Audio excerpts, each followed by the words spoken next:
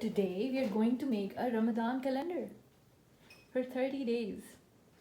And how about you have to cut the maroon sheets for the Quran to put that stars on the wall. For the stars on the wall? Yeah. Okay, so what do we need for this activity, Fiza? What are all the things that we need? Some these and paints. And I don't know. a cardboard box.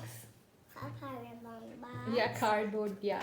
And some sheets. Some sheets. And a pencil, that's right in front of you. And some scissors or a paper cutter. Yeah? Why are you gonna open it? Maybe you're not trying hard, try hard. And some glue.